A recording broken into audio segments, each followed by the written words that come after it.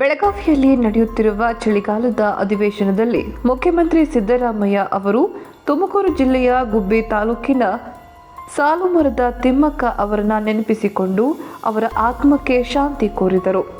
ಸುಮಾರು 4,000ಕ್ಕೂ ಹೆಚ್ಚು ಮರಗಳನ್ನು ಬೆಳೆಸಿ ಮಕ್ಕಳಿಲ್ಲದ ಕೊರಗನ್ನ ಮೀರಿದ ತಿಮ್ಮಕ್ಕ ಅವರ ಹೆಸರಿನಲ್ಲಿ ಪ್ರತಿ ವರ್ಷ ಪ್ರಶಸ್ತಿ ನೀಡಲಾಗುವುದು ಹಾಗೂ ವಸ್ತು ಸಂಗ್ರಹಾಲಯ ಸ್ಥಾಪಿಸಲಾಗುವುದು ಎಂದು ಮುಖ್ಯಮಂತ್ರಿ ತಿಳಿಸಿದರು. ಮರದ ತಿಮ್ಮಕ್ಕ ಇವರು 114 ವರ್ಷ ಬದುಕಿದ್ರು. ಅವರು ಪಾಪ ಮಕ್ಕಳಿರಲಿಲ್ಲ, ಮರಗಿಡಗಳನ್ನೇ ಮಕ್ಕಳು ಅಂತ ಸಾಕ್ತಾ ಇದ್ರು. ಅವರು ಸುಮಾರು 4,000 ಮರಗಿಡಗಳನ್ನ ನೆಟ್ಟಿದ್ರು. ಅಷ್ಟೇ ಅಲ್ಲ, ಅದನ್ನ ಪೋಷಣೆ ಕೂಡ ಮಾಡ್ತಕ್ಕಂಥ ಕೆಲಸವನ್ನ ಮಾಡ್ತಾ ಇದ್ರು. ತಿಮ್ಮಕ್ಕನವರು ಒಂದು ಲೆಟರ್ ಕೊಟ್ಟರು ಅವತ್ತು ನನಗೆ.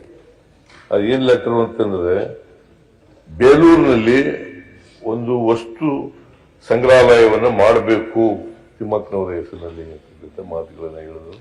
ನಾನು ಅದನ್ನ ಗಂಭೀರವಾಗಿ ನಮ್ಮ ಸರ್ಕಾರ ಪರಿಶೀಲನೆ ಮಾಡ್ತದೆ ಅಂತಕ್ಕಂಥ ಮಾತುಗಳನ್ನ ಹೇಳಲಿಕ್ಕೆ ಬಯಸ್ತಾ ಇದ್ದೇನೆ.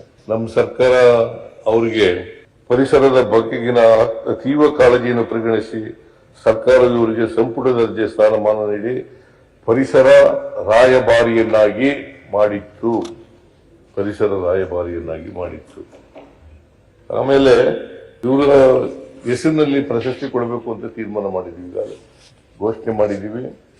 ನಾವು ಮುಂದಿನ ವರ್ಷದಿಂದ ಅವರ ಹೆಸರಿನಲ್ಲಿ ಒಂದು ಪರಿಸರ ಸಂಬಂಧಪಟ್ಟಂತೆ ಒಂದು ಪ್ರಶಸ್ತಿಯನ್ನು ಕೂಡ ಕೊಡಬೇಕು ಅಂತ ತೀರ್ಮಾನ ಮಾಡಿದ್ದೀವಿ. ಅದನ್ನು ಈಗಾಗಲೇ ನಾನು ಘೋಷಣೆ ಮಾಡಿದ್ದೇನೆ. ಇವರ ಆತ್ಮಕ್ಕೆ ಶಾಂತಿ ದೊರಕಲಿ ಅಂತೇಳಿ ದೇವರಲ್ಲಿ ಪ್ರಾರ್ಥನೆ ಮಾಡ್ತೇನೆ.